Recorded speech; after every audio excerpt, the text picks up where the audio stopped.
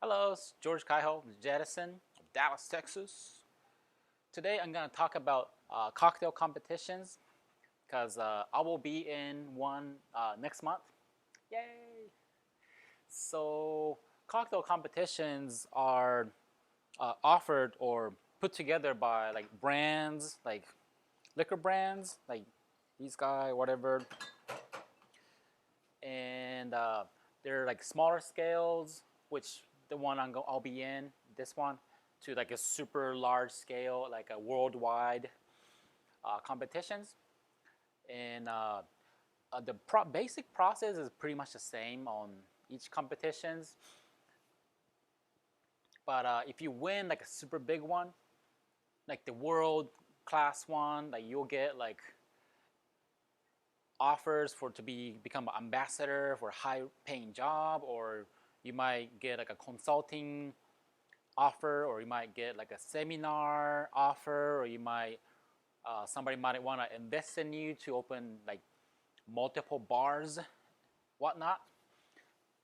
Even being at like say final, maybe you don't win the final, but you become one of the finalists, say representing the United States. That's already huge. So cocktail competitions are pretty cool for bartenders. In my opinion, it's a great way to make new friends too. So let me quickly kind of go over the big ones. There are several big ones that has like all the way from like regional to world. So that you, like some of them are Bacardi is one of them. They do one called Legacy. Usually they do like world finals. One of like Japanese bartender I hugely respect, Mr. Shingo Gokan. He won a few years ago. Uh, he was like he was a bartender in New York, so he was the United States um, finalist, and he won the world finals. And now he has so many like projects all over the world, which is very cool. Another one is called from Diageo. It's called World Class. They're known to do big ones all over the world. And then Bombay Sapphire, they do one called the most imaginative bartenders. And usually those three are usually really big, and they have all the way to the world finals. How it roughly works is that you apply your recipe, basically your cocktail name, ingredients, recipes of each, and how you make it, what kind of glassware, and what kind of method, whatnot, what's special about it, stories. A lot of times you don't really need pictures. But those like using Instagram or taking like a 1 minute video of you making it, that kind of stuff are getting more popular nowadays. And then like one single thing, usually they require you to use, okay, please use at least ounce and a half of this product as a base, or things like that. Like they want you to use their product. It's their competition. It's 100% understandable. And usually they don't really require you to do like anything more than that. They don't have much requirements. Maybe like I don't use more than six ingredients or things like that. So you can basically do anything as long as you use their product. So once you apply to like the regional, or like once you apply your recipe, most of the time you'll get picked to like a regional competition. It could be in a local city or local state, and then you compete with at a real place, and then if you win, you might go directly to the final, which usually is in like Las Vegas or New York or San Fran or somewhere like that, Miami. For like usually that's the final, and then the bigger ones, you become like the United States finalist, and then you go compete with other world finalists like Japan or England or Australia or Singapore or whatnot, and you compete and you become world number one. That's for the super big uh, competitions. I have entered several throughout the years. There are like 4 or 5 notable ones that I remember. One of them is my very first, of course, my very first competition I was in. That was Bombay Sapphire competition on 2013, I remember. And I entered my recipe, I got accepted, and I went to the regional in Dallas. And that was the first time I actually made like a cocktail in front of a judge. And I remember I was like so nervous, and I couldn't read. Like I was like kind of semi-shaking. Good memories. I didn't win, but I later on I became friends with few people that were there, so that was good. Second was 2016, which is the year I started working here at Jettison. I entered this competition with Amaro Lucano, which is an Italian herb liquor, and that one I went to the regional, which was in Austin, and I won the regional competition there among like 6 people. And then I went to the finals, but the final, which was cool, was in Milan, Italy. So I won the regional, and I went to Milan for the finals. How cool was that? I couldn't win the finals on that one, but it was already a treat because I got a 1 week free trip that's kind of pretty much all taken care of. Like they'll take you to sightseeing everywhere in Milan and go to their factory in Pistici, Italy, which is very southern Italy, and then a town called Matera, which is like so cool city that I would probably never would have been if I wasn't in this competition, right? So that was an amazing experience. Made friends and great experience. Next one was 2018 with Baconids. This is a whiskey distillery in Central Texas, Central-ish, like between here and Austin, in Waco, Texas. This was good. I became the finalist on this one, and the cocktail I made for the finals, I really liked it, so it's still on my menu, and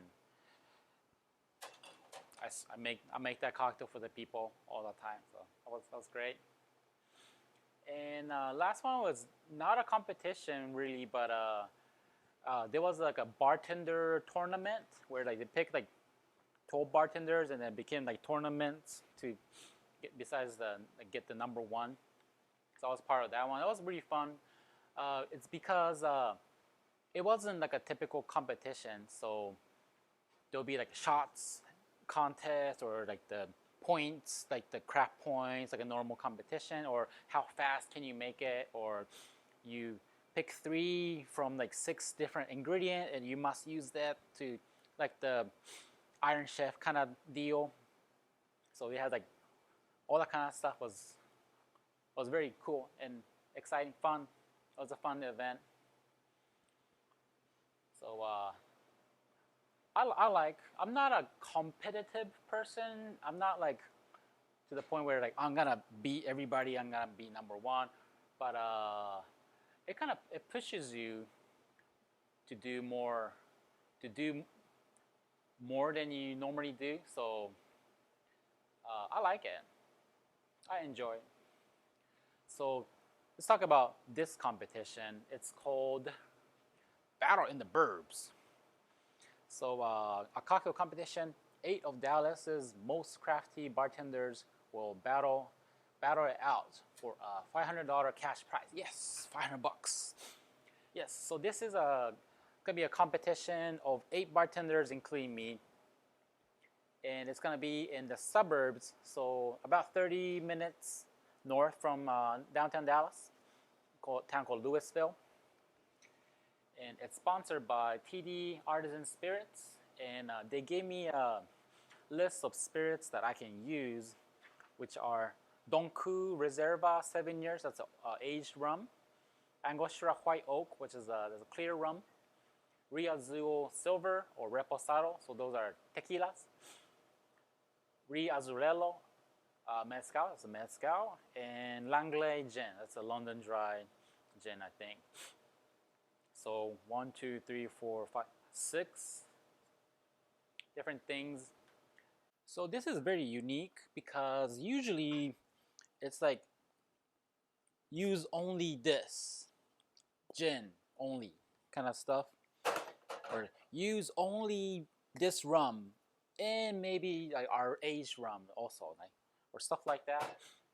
It's pretty unique to be able to use like rum, aged rum, white rum, aged mezcal, like, and gin and tequila, all kinds of different spirits. It's pretty unique, so very cool.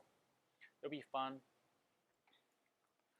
And they're doing it in the suburbs, so it's like about 30-40 minutes south, north from here, in a town called Louisville.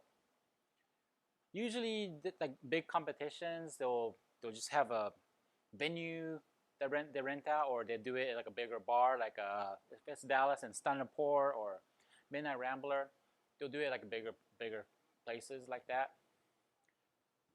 So doing it in the suburbs, it's good because it kind of brings up like attention for craft cocktails and suburbs, which there are more and more great bartenders and bar opening up in the suburbs. But I'm guessing the clientele is not catching up. Like, no matter you like study all your craft and then you come in with passion, open up your new bar, and this like I'm super motivated to make craft cocktails, and this is my homemade bitters and homemade shrubs, like this infusion, whatever infusion, and then like try to put together a menu, right? And then customer come in, oh, welcome, I'll do like craft cocktail bar. This is my take on this classic cocktail, whatever. And oh yeah, oh cool, man.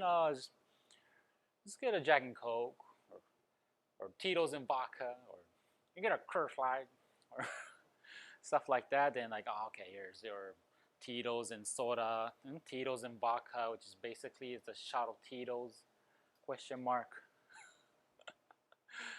Where's my soda water, man? Oh, you said Tito's and vodka. Anyways, it's in the suburbs, so it's good to kind of bring the energy of craft cocktails to there and do it there. So I'm excited, and Ray is the one that contacted me. I actually didn't apply to the competition. They contacted me like, hey George, would you be interested in entering a competition next month? And I said, oh, competition. I haven't done it for a while. I can. That's a great idea. I can take YouTube videos for this is a great topic. I can take YouTube videos. So like, oh yes, I'll be in YouTube. Yes. So that's my motivation for that. So but I'll try my best. Okay, right. Thank you so much for inviting. I'll try my best to win. And on my next video, I'll be talking about what will be my like thought process, or like how I come up with ideas, and why do I think it's gonna be cool, and hopefully I can win.